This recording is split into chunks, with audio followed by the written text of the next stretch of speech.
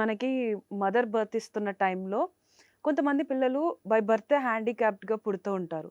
So, ఈ reasons ఎందుకుంటాయి? It's not handicapped అనేది కాదుమా. Usually birth చేసే టైంలో హార్మోన్ రోల్ వల్ల రిలాక్సేషన్ ఆఫ్ తొంటిది జరుగుతూ ఉంటుంది. సో నార్మల్ లేబర్ జరగాలి అంటే it should be effectively from pressure అనేది మదర్ నుంచి రావాలి. ఎక్స్టర్నల్గా డాక్టర్స్ హెల్ప్ చేస్తూ ఉంటారు. అండ్ త్రూ దట్ బేబీ కూడా ఒక డిఫరెంట్ పోస్చర్ని గెయిన్ చేస్తూ నార్మల్ డెలివరీ అనేది జరుగుతూ ఉంటుంది. సో ఆర్గన్ ఇష్యూస్ అనేవి అది మనం స్కాన్స్ ద్వారా అన్ని చూసేస్తాము. What we are going to talk, ఈ రోజు మనం మాట్లాడేది దేని గురించి అంటే బ్రేకియల్ ప్లెక్సస్ ఇంజురీ. అవేంటి, మనకి మెడ నుంచి షోల్డర్ వరకు కొన్ని నరాలు, సెట్స్ ఆఫ్ నరాలు వస్తాయి.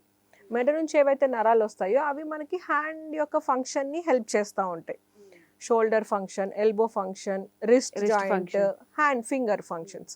సో ఒక్కొక్క జంక్షన్లో ఒక్కొక్క సెట్ ఆఫ్ నర్వ్స్ మనకి హెల్ప్ చేస్తూ ఉంటాయి.